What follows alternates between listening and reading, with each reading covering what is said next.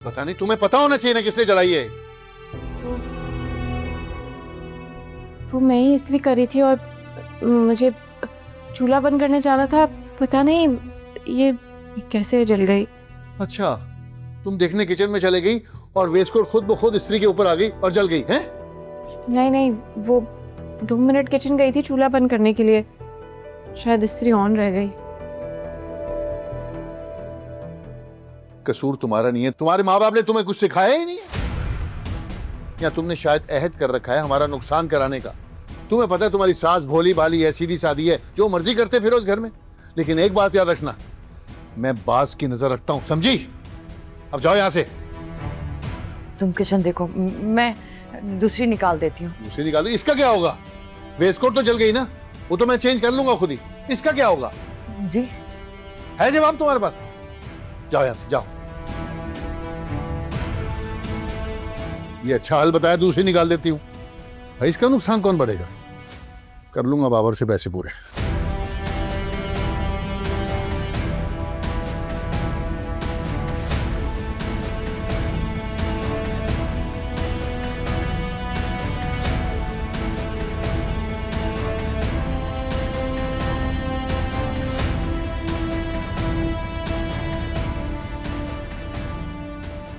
क्या मतलब है इस बात का?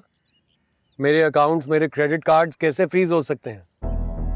नहीं, आपने किस अथॉरिटीज, आप अपनी मैनेजर से बात करवाइए मेरी। मैं आपसे कह रहा हूं, मैं आपसे बहस नहीं करना चाहता, मैनेजर से बात कराइए। Hello hello.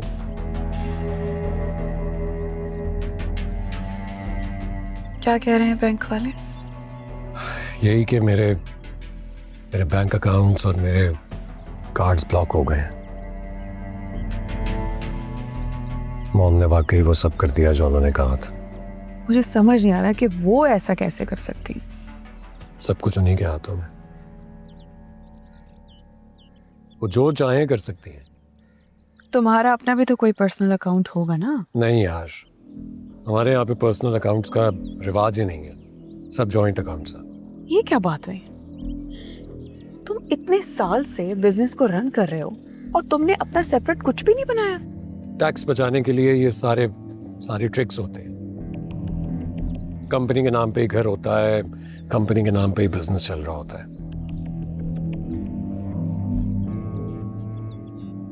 समझ में नहीं आ रहा अब क्या करूं। सब कुछ मॉम की अथॉरिटी से ही चलना है। इसका मतलब है कि अब तुम्हारे पास फूटी कौड़ी तक नहीं है। अरे नहीं यार, तुम इतनी जल्दी इतना एक्सट्रीम पे क्यों सोचना शुरू कर देती हो? मेरे पास एक सेपरेट अकाउंट में कुछ पैसे पड़े हैं, लेकिन जैसा हमारा लाइफस्टाइल है, 1 महीने से ज्यादा वो पैसे चलेंगे नहीं। भाई तो तुम अपनी माँ से बात करो ना।